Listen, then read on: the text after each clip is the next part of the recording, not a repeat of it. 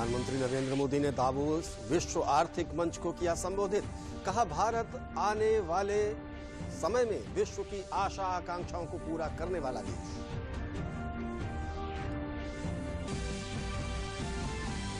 चौथे और पांचवें चरण के उम्मीदवारों के लिए नामों पर नई दिल्ली में कोर कमेटी का मंथन।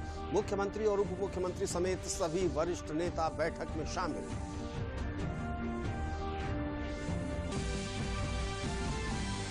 समाजवादी पार्टी के राष्ट्रीय अध्यक्ष अखिलेश यादव ने लिया अन्य संकल्प। कहा, किसानों के हित में सरकार बनने पर उठाएंगे सभी कदम। सभी फसलों पर लागू होगा न्यूनतम समर्थन मूल्य। कांग्रेस के प्रदेश अध्यक्ष अजय कुमार लल्लू ने कहा, कांग्रेस मुद्दों पर लड़ेगी विधानसभा चुनाव। आम आदमी पार्टी के प्रदेश प्रभारी संजय सिंह ने भी कहा, प्रदेश की बेहतरी ही है उनका मुद्दा।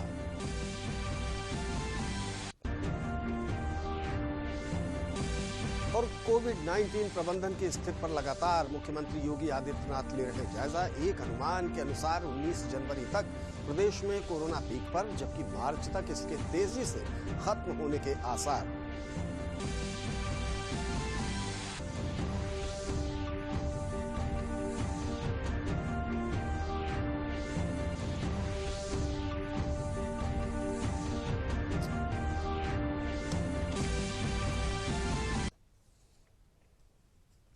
नमस्कार, मैं हूं अनिल और अब इस बुलेटिन के समाचार विस्तार से। प्रधानमंत्री नरेंद्र मोदी ने विश्वास व्यक्त किया है कि भारत आने वाले समय में समग्र विश्व की आशा और आकांक्षाएं पूरी करेगा। दावोस विश्व आर्थिक मंच को संबोधित करते हुए पीएम मोदी ने कहा कि भारत अपार शक्ति ऊर्जा के साथ लगातार आगे बढ़ रहा है। प्रधानमंत्री ने कहा कि कोरोना संकट में 80 करोड़ से अधिक नागरिकों को निःशुल्क खाद्यान्न उपलब्ध कराकर अपनी क्षमता का उदाहरण दिया। देश में सुधार सही दिशा में आगे बढ़ रहे हैं और वैश्विक आर्थिक विशेषज्ञों ने भारत के फैसलों की सराहना की। उन्होंने कहा कि कोरोना महामारी के दौर में भारत एक स्वस्थ धरती की परिकल्पना पूरी कर रहा है और अनेक देशों को आवश्यक दवाएं और टीके उपलब्ध कराकर करोड़ों लोगों की जीवन की रक्षा कर रहा है। प्रधानमंत्री ने कहा कि आज विश्व का तीसरा सबसे बड़ा देश भारत औषधि निर्माता है।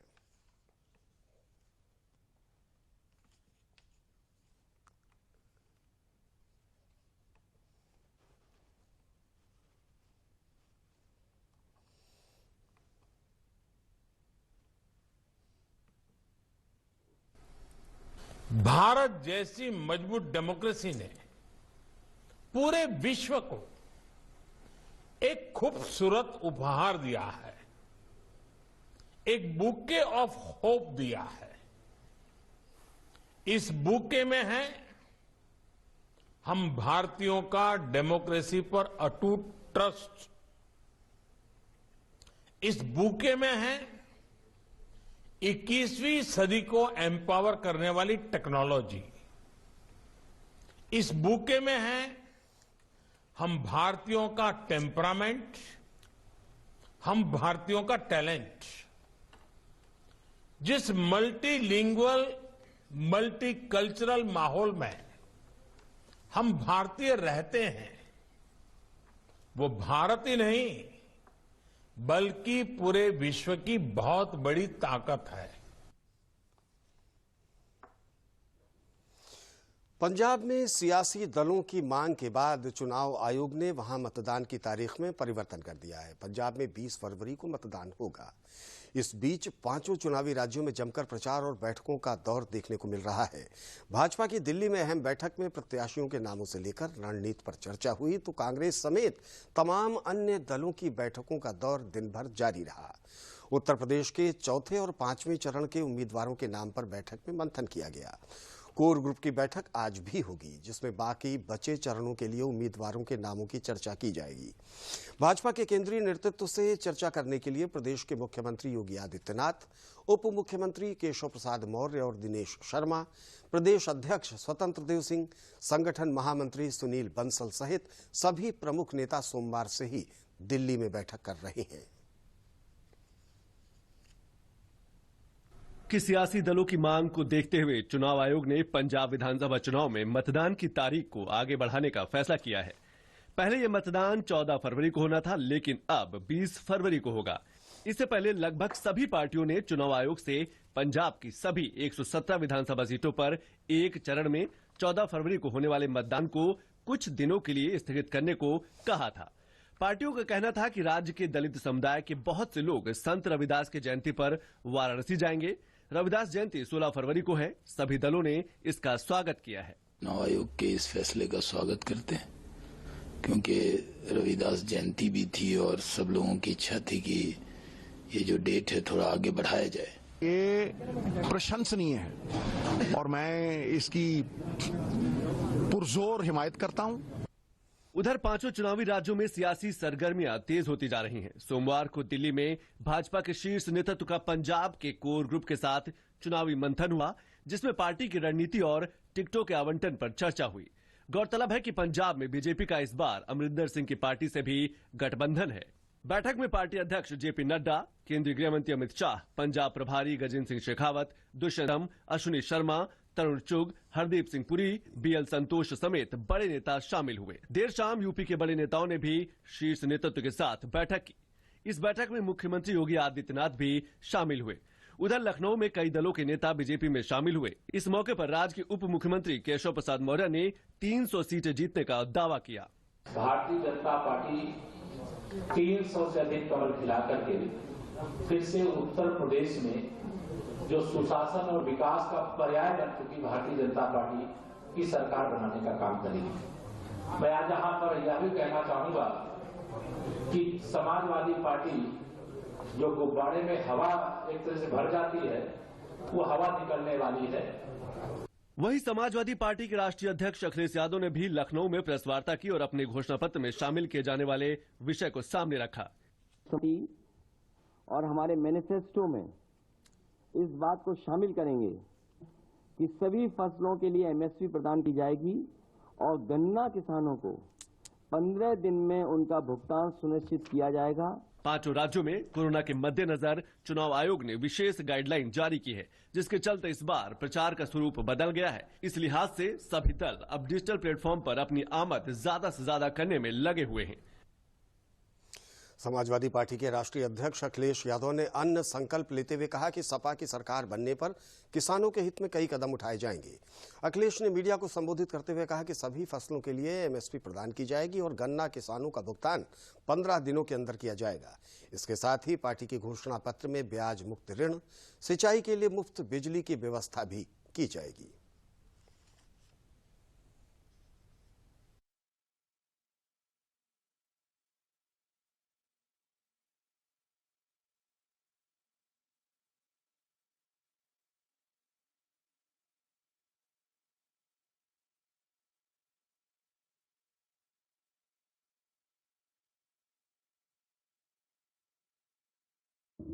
समाजवादी पार्टी का मैनिफेस्टो तो आएगा और मैनिफेस्टो में बहुत सी चीजें आएंगी, लेकिन आज किसान के सवाल पे जब अन्न संकल्प लिया है तो समाजवादी पार्टी और हमारे मैनिफेस्टो में इस बात को शामिल करेंगे कि सभी फसलों के लिए एमएसपी प्रदान की जाएगी और गन्ना किसानों को 15 दिन में उनका भुगतान सुनिश्चित किया जाएगा। इसके लिए फार्मर्स रिवॉल्विंग फंड भी अगर बनाना पड़ेगा, फार्मर्स रिवॉल्विंग फंड बनाने का काम करेंगे, जिससे किसानों का भुगतान न रुके। साथ ही साथ 300 यूनिट जो फ्री बिजली का समाजवादी पार्टी ने संकल्प लिया है, घोषणा की है, मैनिफेस्टो में शामिल करेंगे। मैं उस बात को फिर दोहराता हूं कि सभी किसानों की सिंचाई के लिए मुफ्त बिजली दी जाएगी। साथ ही साथ ब्याज मुक्त लोन, बीमा एवं पेंशन की भी व्यवस्था किसानों के लिए की जाएगी। उत्तर प्रदेश कांग्रेस कमेटी अध्यक्ष अजय कुमार लल्लू ने कहा कि कांग्रेस मुद्दों पर विधानसभा चुनाव लड़ेगी। उन्होंने विपक्षी दलों पर जाति और धर्म आधारित राजनीति करने का आरोप लगाया। लल्लू ने कहा कि प्रदेश में गरीब, नौजवान, महिला और किसान की बात नहीं हो रही है।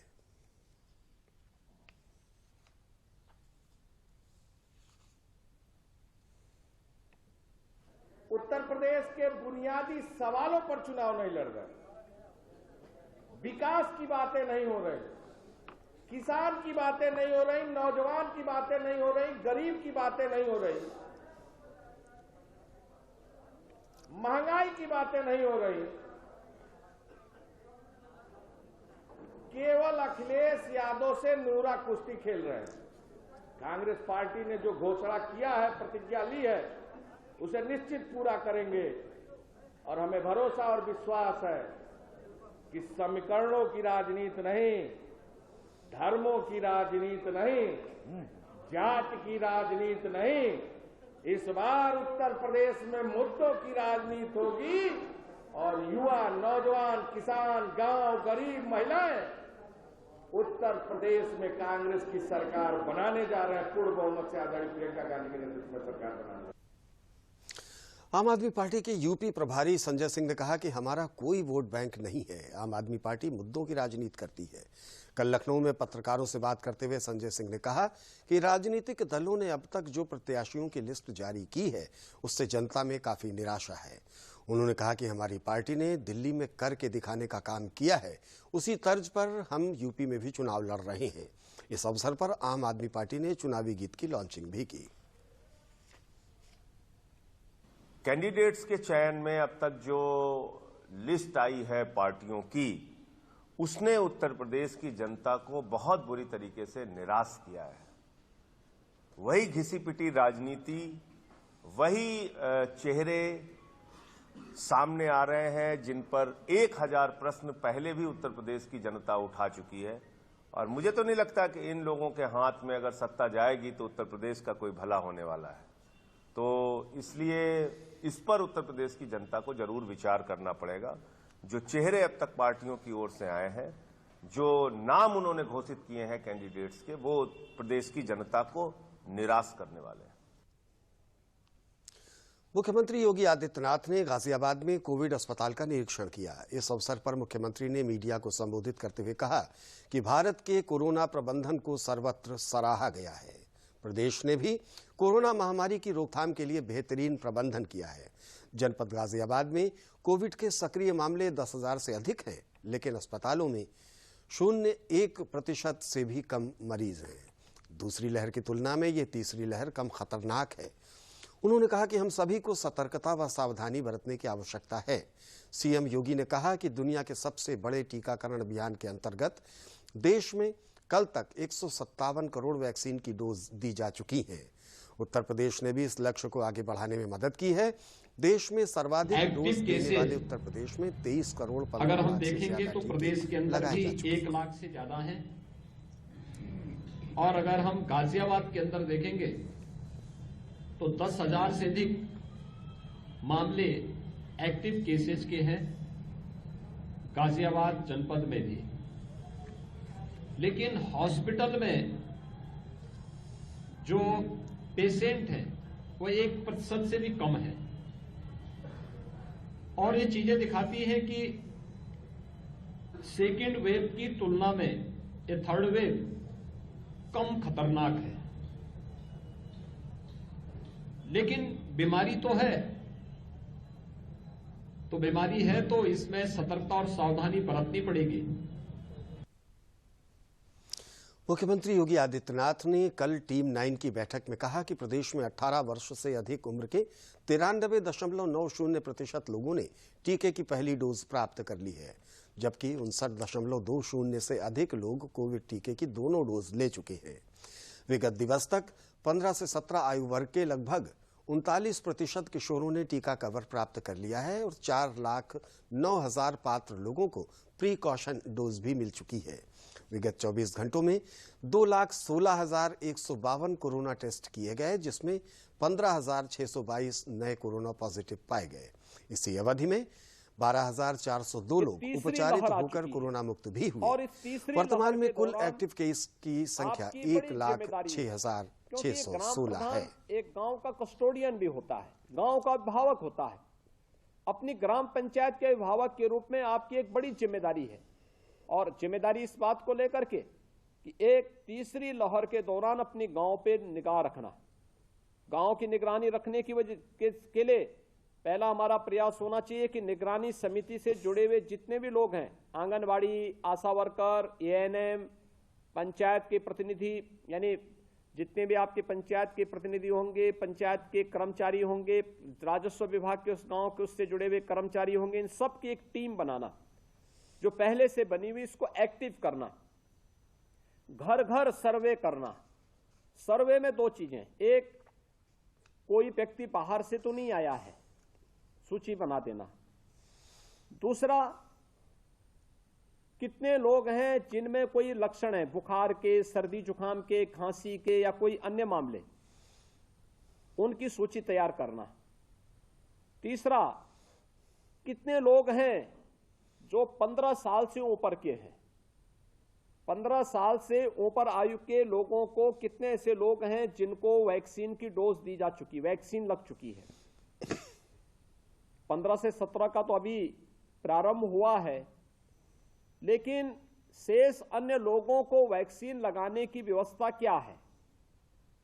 18 साल से ऊपर के लोगों ने, कितने लोगों ने वैक्सीन ले लिया है, पहली डोज कितने लोगों ने ली है, दूसरी डोज कितने लोगों ने ली है, 15 से 17 वर्ष के लोगों में कितने लोगों ने पहली डोज ले ली है, और एक चौथी डोज भी आई है, चौथी भी प्रकार की कैटेगरी है, वह है कि आपके गांव में कोरोना वॉरियर्स जो होंगे, एएनएम है, आशा वर्कर है, आंगनवाड़ी है, हेल्थ वर्कर हैं, या फिर आपकी ग्राम पंचायत में 60 साल से ऊपर के कोई बुजुर्ग होंगे जो किसी गंभीर बीमारी से पहले से पीड़ित होंगे, इन सब की सूची बनाना और सूची बना करके उस सूची को अपने एएनएम को उपलब्ध करवाना। सावधानी रखें। इस बीच आंकड़ों के आधार पर आईआईटी के प्रोफेसर पद्मश्री मणिंद्र अग्रवाल ने तमाम राज्यों और जिलों के लिए भविष्यवाणी की है। उन्होंने कहा कि उत्तर प्रदेश में कोरोना के तीसरे लहर यानी 19 जनवरी, जबकि देश में 23 जनवरी को चरम पर हो सकता है। इसके कुछ दिनों बाद ही संक्रमण की रफ्तार तेजी से घटने लगेगी और मार्च तक ये समाप्त हो जाएगा। प्रत्याशी चयन को लेकर समाजवादी पार्टी की मुश्किलें बढ़ सकती हैं। समाजवादी पार्टी ने नाहिद हसन को उत्तर प्रदेश के कैराना से टिकट दी है, जो गैंगस्टर जैसे तमाम आपराधिक मामलों में वांछित अपराधी है। इस मामले को लेकर भाजपा के नेता अश्विनी उपाध्याय ने सुप्रीम कोर्ट का रुख किया है।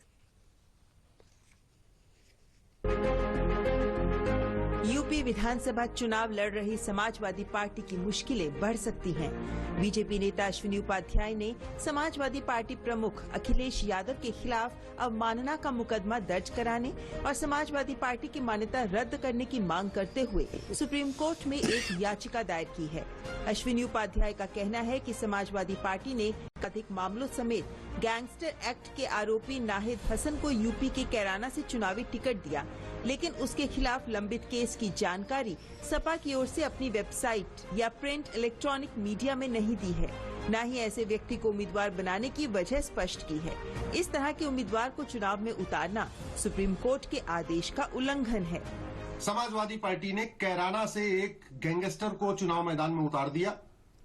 न उस गैंगस्टर का क्रिमिनल डिटेल अपने ट्विटर पे पब्लिश किया, न फेसबुक पे पब्लिश किया, न इलेक्ट्रॉनिक मीडिया में पब्लिश किया, न प्रिंट मीडिया में पब्लिश किया, और इलेक्शन कमीशन ने भी कुछ नहीं किया। इसीलिए मैंने सुप्रीम कोर्ट में पीआईएल फाइल किया है और हमने सुप्रीम कोर्ट से मांग किया है कि सबसे पहले तो इलेक्शन कमीशन को निर्देश दे कि वो समाजवादी पार्टी के मुखिया के खिलाफ कंटेम्प्ट पिटीशन फाइल करे और समाजवादी पार्टी की मान्यता रद्द करे। याचिका में मांग की गई है कि आपराधिक केस वाले उम्मीदवारों को टिकट देने वाली राजनीतिक पार्टियां 48 घंटे के भीतर अपनी वेबसाइट पर उम्मीदवार के खिलाफ लंबित केस की जानकारी दें। ये जानकारी इलेक्ट्रॉनिक प्रिंट मीडिया में भी दी जाए। पार्टियां वेबसाइट पर ये स्पष्ट करें कि आखिर उन्होंने आपराधिक अतीत वाले उम्मीदवार को क्यों चुना। निर्देश का पालन न करने वाले राजनीतिक दलों की मान्यता रद्द की जाए। गौरतलब है कि सुप्रीम कोर्ट 2018 और 2020 में दिए अपने आदेश में ऐसा करने का निर्देश दे चुका है। सुप्रीम कोर्ट ने 2018 में कहा था कि कोई भी पॉलिटिकल पार्टी अपराधियों को टिकट नहीं देगी, और यदि टिकट देती है तो इलेक्ट्रॉनिक मीडिया, प्रिंट मीडिया और सोशल मीडिया में उसका क्रिमिनल पूरा डिटेल को, पूरी क्रिमिनल हिस्ट्री पब्लिश करेगी। 2020 में सुप्रीम कोर्ट ने फिर जजमेंट दिया कि कोई पॉलिटिकल पार्टी किसी अपराधी को टिकट नहीं देगी, अगर टिकट देगी तो कारण बताएगी। इलेक्ट्रॉनिक मीडिया, प्रिंट मीडिया में पब्लिश करेगी। और ये पॉलिटिकल पार्टी ऐसा नहीं करती है तो इलेक्शन कमीशन उसके खिलाफ कंटेम्प्ट फाइल करेगी, पार्टी के मुखिया के खिलाफ। दरअसल समाजवादी पार्टी ने नाहिद हसन को शामली जिले की कैराना सीट से उम्मीदवार बनाया है। नाहिद हसन के खिलाफ पहले से ही पुलिस में कई आपराधिक मामले भी दर्ज हैं। बीजेपी इस मामले पर समाजवादी पार्टी पर खुलकर हमला बोल रही है। पार्टी प्रवक्ता संबित पात्रा ने ट्विटर पर लिखा, प्रदेश का अपराधी नंबर 1 बना समाजवादी पार्टी का प्रत्याशी नंबर 1। अखिलेश यादव ने अपनी सरकार में जिस कैराना से हिंदुओं को पलायन करने पर मजबूर किया था, आज उसी विधानसभा क्षेत्र से कुख्यात गैंगस्टर को प्रत्याशी बनाकर समाजवादी पार्टी कैराना को फिर से उसी कालखंड में ले जाना चाहती है। कई और बीजेपी नेताओं ने नाहिद हसन को दोबारा टिकट दिए जाने पर सवाल भी खड़े किए हैं। बीजेपी ने लखीमपुर में भाजपा कार्यकर्ताओं शुभम मिश्रा और हरिओम मिश्रा की लिंचिंग करने के आरोपी तेजेंद्र सिंह विर्क को समाजवादी पार्टी में शामिल करने पर भी सवाल खड़े करते हुए सपा की राजनीति पर सवाल उठाए हैं। जिस तरह से समाजवादी पार्टी ने कैराना से नाहिद हसन जैसे व्यक्ति को अपना प्रत्याशी बनाया, उसे सिद्ध होता है कि कैराना में पलायन के लिए जो लोग जिम्मेदार थे, जो लोग हिंदू व्यापारियों का बहिष्कार करने की लगातार जो है आवाहन मुस्लिमों से कर रहे थे, जो लोग अराजकतावादी, दंगाई, आपराधिक तत्व हैं, ऐसे आपराधिक तत्वों को अपना प्रत्याशी बनाकर समाजवादी पार्टी ने यह सिद्ध किया है कि वे यदि सरकार में आए तो एक बार फिर से आतंकवाद, गुंडावाद, अराजकतावाद की वापसी होगी। फिलहाल राजनीतिक आरोप प्रत्यारोप अपनी जगह है, लेकिन साफ सुथरी राजनीति को लेकर सुप्रीम कोर्ट के आदेश के उल्लंघन से जुड़ी इस याचिका पर सुप्रीम कोर्ट क्या रुख अपनाता है, ये देखना दिलचस्प होगा। प्रदेश विधानसभा चुनाव 2022 की तारीखों की घोषणा के साथ ही जिला प्रशासन पारदर्शी और निष्पक्ष चुनाव कराने की दिशा में युद्ध स्तर पर काम कर रहा है। इसी क्रम में रायबरेली में जिला प्रशासन के द्वारा स्ट्रांग रूम के साथ ही जिले के संवेदनशील इलाकों में भ्रमण कर मतदाताओं में निर्भीकता से चुनाव में भाग लेने का मैसेज दिया गया। जिलाधिकारी वैभव श्रीवास्तव ने बताया कि जिले के संवेदनशील इलाकों में लगातार पैरामिलिट्री के द्वारा फ्लैग मार्च किया जा रहा है। इसके साथ ही ईवीएम मशीनों के लिए विधानसभा वॉर स्ट्रांग रूम का भी निरीक्षण कर कमियों को पूरा कराने का आदेश दिया गया है। अभी जो आगामी जो विधानसभा चुनाव है उनके दृष्टिगत एक जो कॉन्फिडेंस बिल्डिंग मेजर्स के तहत हम लोग कप्तान साहब जी आए थे और पुलिस बल के साथ एक जो routine flag march.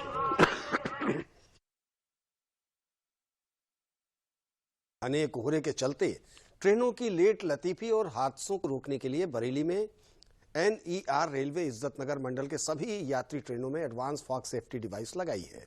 Advance fog safety device के जरिए रेल ट्रैक पर चलने वाली ट्रेनें अब कोहरे के कारण लेट नहीं होंगी। ये advance fog safety device railway signal और GPS ट्रैकिंग के जरिए काम करता है। इस डिवाइस में रेल रूट का डाटा फीड है, जिसमें कहां पर सिग्नल, पुल और रेल क्रॉसिंग है, इसकी जानकारी डिवाइस में रहती है। घना कोहरा होने पर भी 500 मीटर आगे ही क्रॉसिंग या सिग्नल आदि को ये इंडिकेट करती है। लाल या हरा सिग्नल का संकेत देने के साथ ही डिवाइस से आवाज आने लगती है। लोको पायलट ट्रेन की रफ्तार को नियंत्रित करता है।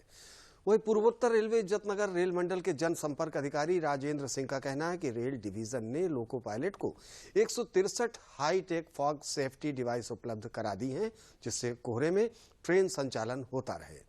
वहीं लोको पायलट का कहना है कि इस डिवाइस से उनको ट्रेन संचालन में सुविधा हो रही है। संरक्षित ट्रेन संचालन को सुनिश्चित करने के लिए इज्जतनगर मंडल द्वारा 162 अत्याधुनिक एंटी फॉग डिवाइस सभी मंडल के सभी क्रू में उपलब्ध करा दी गई है। यह डिवाइस ग्लोबल पोजीशनिंग सिस्टम पर कार्य करती है, जिसमें ट्रैक में पड़ने वाले सभी सिग्नल और क्रॉसिंग की जानकारी होती है। पहले क्या होता था, जब कोहरा हमारा पड़ता था, ये डिवाइस नहीं होती थी, तो लोको पायलट को बहुत दूर से अपनी स्पीड को कंट्रोल करके लाना पड़ता था, क्योंकि हम आगे हमारी विजिबिलिटी क्लियर नहीं है, तो उसी हिसाब से चलना पड़ता है। अब ये हमारी डिवाइस आने के बाद हमारा जो हमको कंट्रोलिंग गाड़ी की करनी पड़ती वो थोड़ा सा हम लेट से कर सकते हैं। जैसे हमको पता लग गया कि हाँ 500 मीटर के बाद हमारा स्टार्टर आने वाला है, गेट आने वाला है या स्टेशन आने वाला है, तो हम उसी के अनुसार उसको लोको पायलट उसको और थोड़ा समय उसको मिल जाता है, उस दौरान उसका समय की बचत कर लेता है। जी सर, इस डिवाइस का नाम FSD है, फॉग सेफ डिवाइस। ये एक चार्जेबल इक्विपमेंट है। इसको ऑन ड्यूटी आने से पहले ऑफिस में चार्ज कर लेते हैं 3 से 4 घंटे तक। जब ये चार्ज हो जाता है इसके बाद इसको इंजन में लेके आते हैं, तभी हमारे ट्रेन से सिग्नल की दूरी और ट्रेन से कॉशन की दूरी बताता है। ये ऑडियो और मतलब विजुअल दोनों तरह से बताता है, दिखाई भी देता है इसमें और ये बताता भी है कि कितना दूर रह गया है। जैसे जैसे ट्रेन हमारे पास आती जाती है उस सिग्नल के, वैसे वैसे इसमें दूरी कम होती हुई दिखाई देगी हमको। और बीच बीच में बोल के बताते रहते हैं कि 500 मीटर रह गया है, अब 400 मीटर रह गया है, इस टाइप से 300 मीटर रह गया है, 100 मीटर रह गया है, इस टाइप।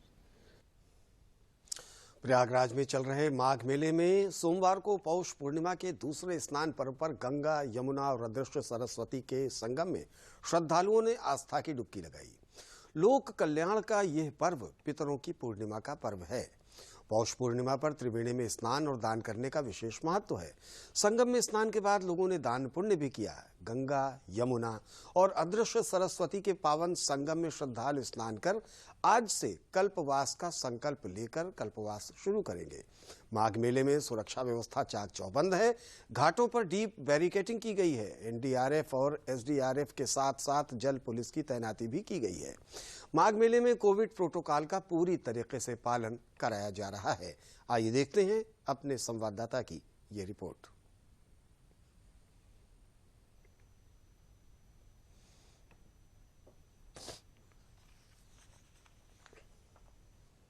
देश के सबसे बड़े मेले माघ मेले का पौष पूर्णिमा स्नान है। सुबह से ही श्रद्धालु यहाँ पर आस्था की डुबकी लगा रहे हैं।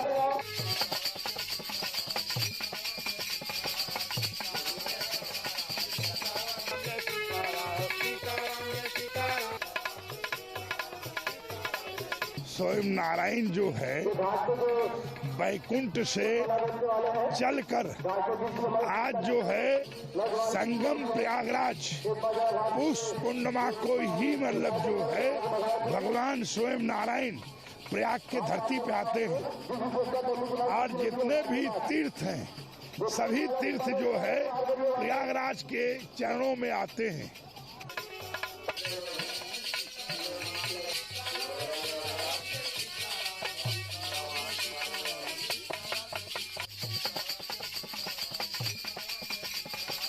कोरोना को देखते हुए स्वास्थ्य विभाग ने भी अपनी पूरी तैयारी कर रखी है। सभी एंट्री गेट पर आने जाने वाले लोगों की चेकिंग की जा रही है।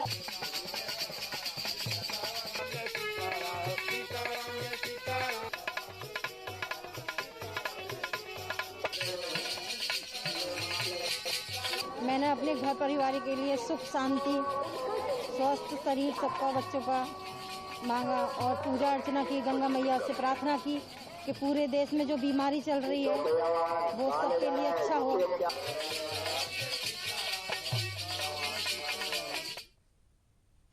जनपद बलरामपुर में घने कोहरे और तेज शीतलहर से ठंड का प्रकोप देखा जा रहा है। रात से ही पड़ रहे घने कोहरे से वाहनों की रफ्तार थम सी गई है। जिले के लगभग में 4 दिनों से कोहरे के कारण लंबी दूरी को जाने वाली रोडवेज की बसें प्रभावित हुई हैं। जिले में कड़ाके की ठंड व शीतलहर का प्रकोप बढ़ रहा है। जिले का न्यूनतम तापमान 4 डिग्री सेल्सियस रिकॉर्ड किया गया। जिला प्रशासन ने सार्वजनिक स्थानों पर अलाव जलाने का निर्देश दिया है। और अब मौसम की बात कर लेते हैं कि राजधानी लखनऊ शीतलहर की चपेट में है। कोहरे और गलन से जनजीवन प्रभावित हुआ है। मौसम विभाग का कहना है कि अगले 48 घंटे तक मौसम में कोई बदलाव नहीं होगा। तापमान में और गिरावट दर्ज हो सकती है। राजधानी में सोमवार घने कोहरे की वजह से दृष्टता 0 तक पहुंच गई। दिन का तापमान मामूली राहत मिलेगी।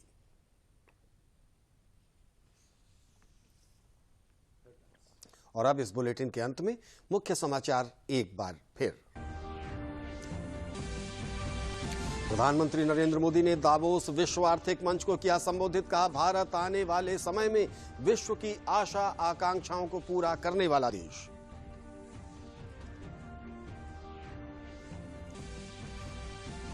चौथे और पांचवें चरण के उम्मीदवारों के लिए नामों पर नई दिल्ली में कोर कमेटी का मंथन। मुख्यमंत्री और उप मुख्यमंत्री समेत सभी वरिष्ठ नेता बैठक में शामिल।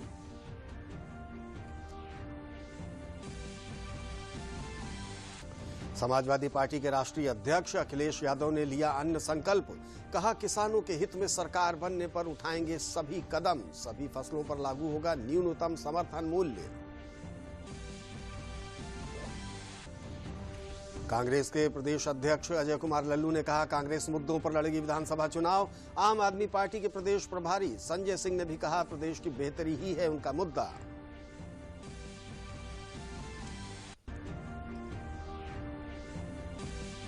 कोविड-19 प्रबंधन की स्थिति का लगातार मुख्यमंत्री योगी आदित्यनाथ ले रहे जायजा। एक अनुमान के अनुसार 19 जनवरी तक प्रदेश में कोरोना पीक पर, जबकि मार्च तक इसके तेजी से खत्म होने के आसार।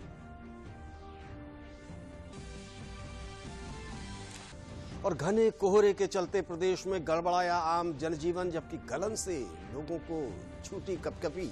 मौसम विभाग का अनुमान अगले 48 घंटे तक बना रहेगा ऐसा ही मौसम। हमारा ये समाचार बुलेटिन यहीं पर समाप्त हुआ, लेकिन जाने से पहले वही जरूरी मैसेज कि अभी कोरोना का खतरा टला नहीं है, फिर से बरकरार है। तो सभी कोरोना प्रोटोकॉल का ध्यान रखें, हाथ धोते रहें, मास्क लगाए रखें, दूरी बनाए रखें, अपना ख्याल रखें। नमस्कार।